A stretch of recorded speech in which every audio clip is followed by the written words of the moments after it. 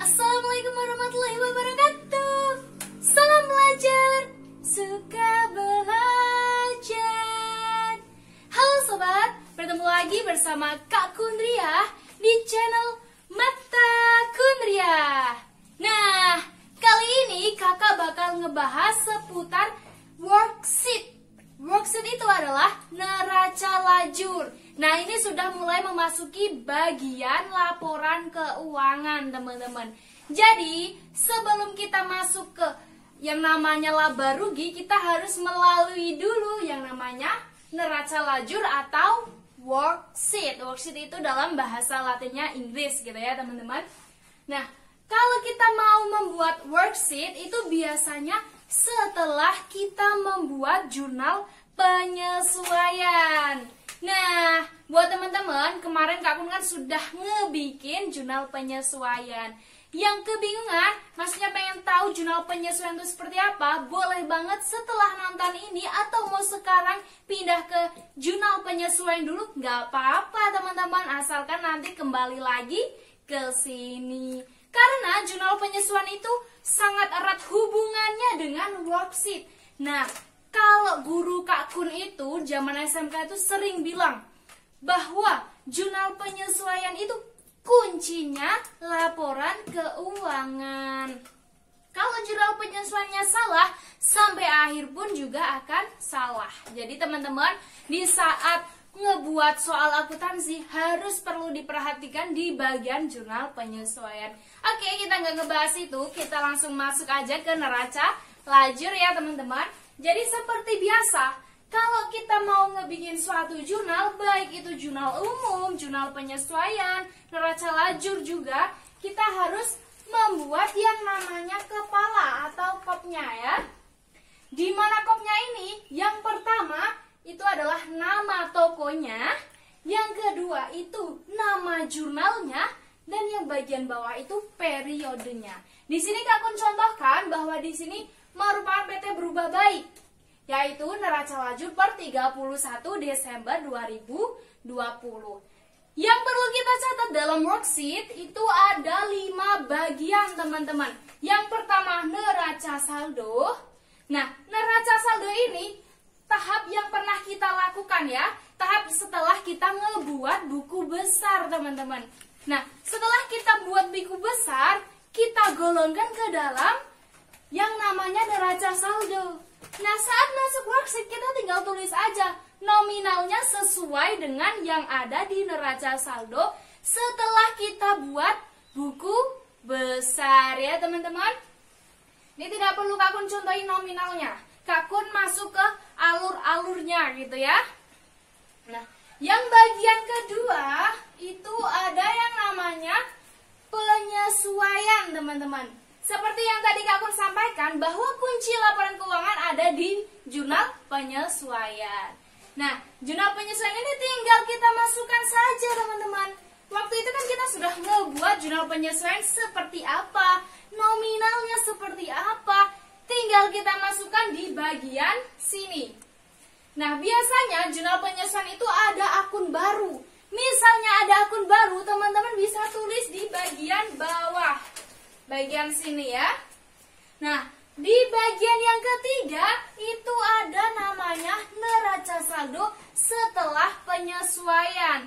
Nah, ini merupakan pengurangan atau penjumlahan di bagian neraca saldo dengan penyesuaian. Nih Kak Kun kasih contoh ya teman-teman. Misalnya kas ya. Misalnya kas itu saldo normalnya di debit itu 1 juta. Misalnya penyesuaian di kredit itu 500 ribu ini ya. Ini Kak Kun dalam satuan rupiah. Ini Kak Kun tulis nominal di belakang angka 3 ya. Jadi kalau misalnya teman-teman ngebuat laporan keuangan worksheet misalnya, angkanya terlalu banyak, teman-teman bisa banget tulis dalam satuan rupiah dan angkanya teman-teman kasih kurung 3. Itu artinya bahwa yang tertulis 500 itu kita tambahkan 03 jadi 500.000. Nah, bagian ini merupakan pengurangan atau penjumlahan di neraca saldo sama jurnal penyesuaian. Misalnya nih teman-teman, di sini kan bagian debit ya, neraca saldonya debit. Di jurnal penyesuaiannya kredit. berarti 1 juta kita kurangkan dengan 500. Berapa? 500.000. Nah, ini kita masukkan di bagian debit. Kenapa? Karena di awalnya debit dikurangkan masih sisa. Sisanya masih berat di bagian debit. Kita tulis di bagian debit.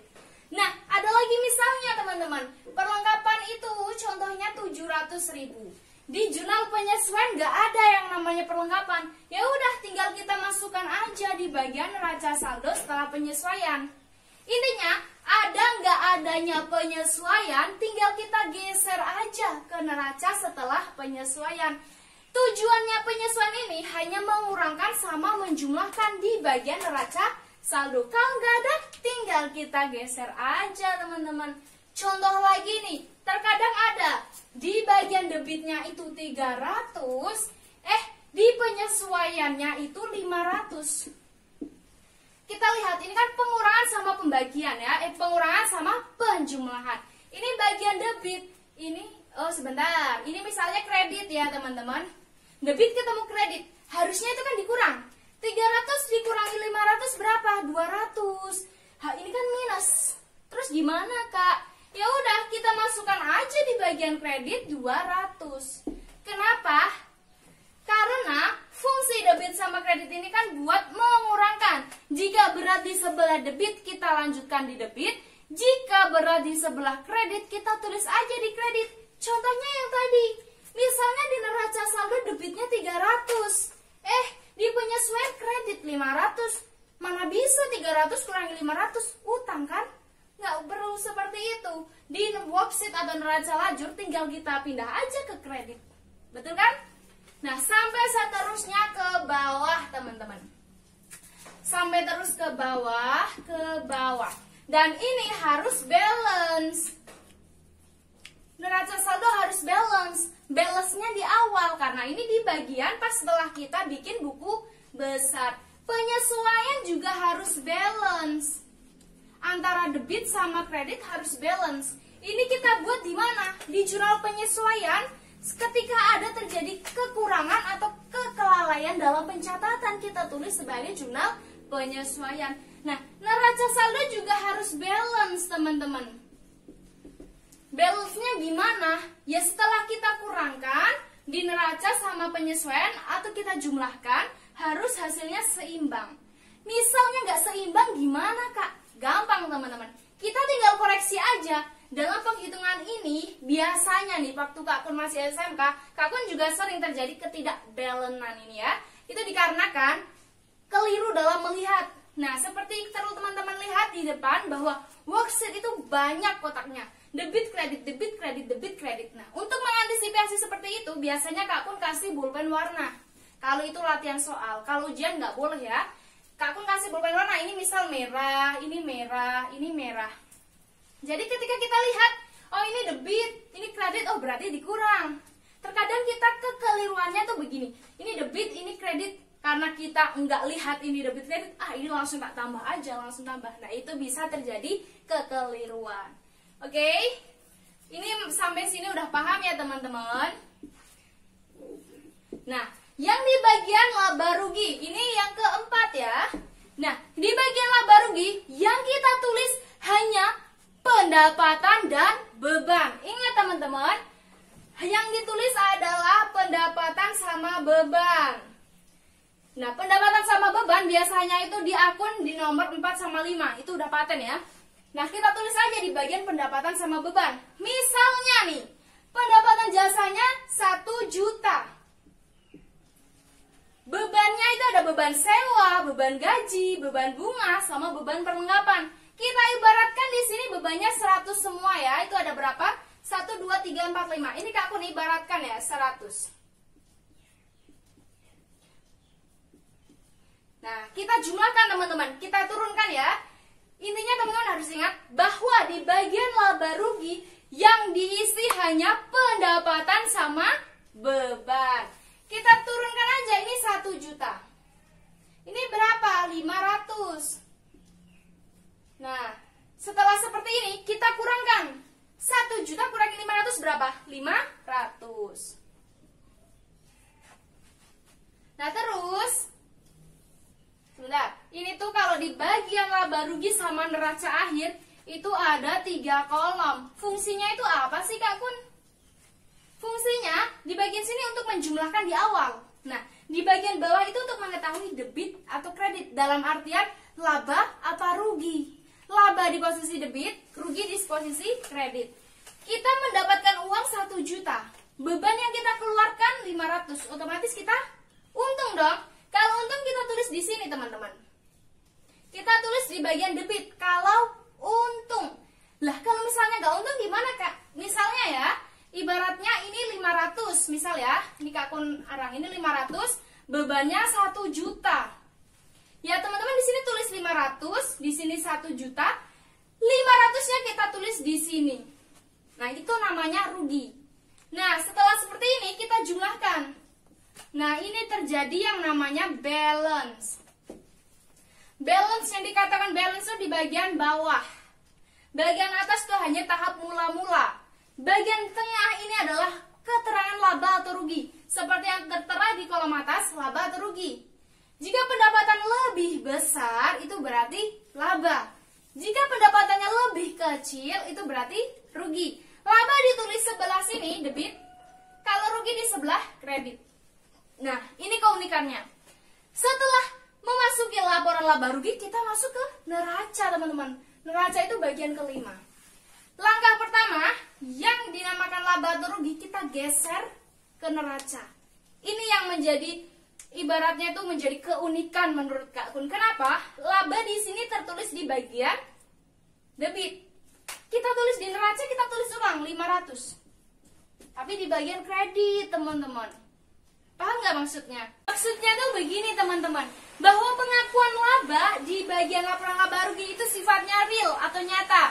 Laba ditulis debit, terus rugi ditulis kredit. Nah, pengakuan dalam neraca terhadap laba rugi itu kebalikannya dari si laporan laba rugi. Kenapa? Karena dalam pencatatan neraca saldo, neraca maksud Kak Kun ya, dalam pencatatan neraca yang ditulis tuh hanya bagian ini, bagian selain laba rugi, teman-teman. Jadi semua dimasukkan kecuali pendapatan sama beban.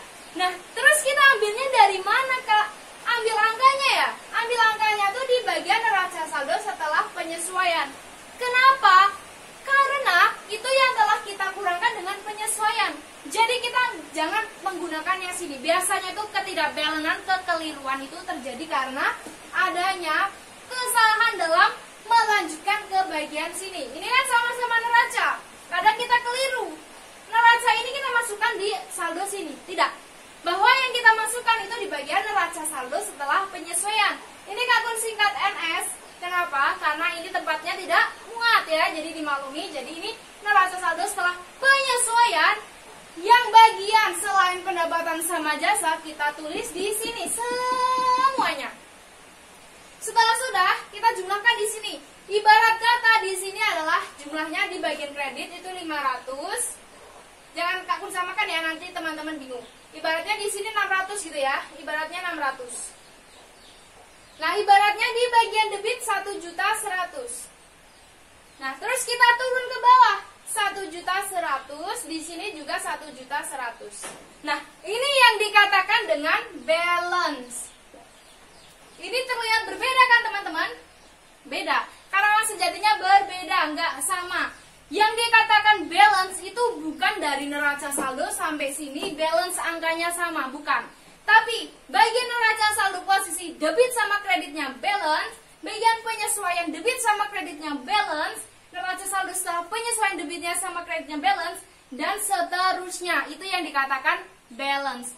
Misalnya nih Kak, aku sudah sampai tahap seperti ini, tapi belum balance. Ya teman-teman, biasanya terjadi kesalahan di bagian penyesuaian atau di bagian penghitungan neraca saldo setelah penyesuaian.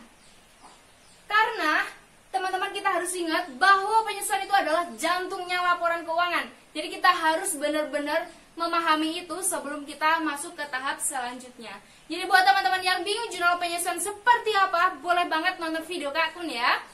Oke teman-teman, setelah kita melalui tahap neraca saldo ini, baru kita langsung masuk ke laporan keuangan. Di antaranya apa? Laporan laba rugi, laporan perubahan modal, laporan neraca, dan ada yang namanya arus kas. Ada 4 laporan keuangan. Oke teman-teman, jadi penjelasannya cukup Kak Kun akhiri sampai di sini ya, di bagian worksheet. Nah, buat teman-teman yang ingin bertanya atau pengaplikasian tentang worksheet, boleh banget teman-teman tulis di komentar, nanti Kak Kun fast respon. Dan jika memang mengharuskan Kak Kun bikin tag video lagi, Kak Kun bakal bikinin buat teman-teman ya. Oke, terima kasih teman-teman. Tetap semangat ya. Salam belajar, suka belajar.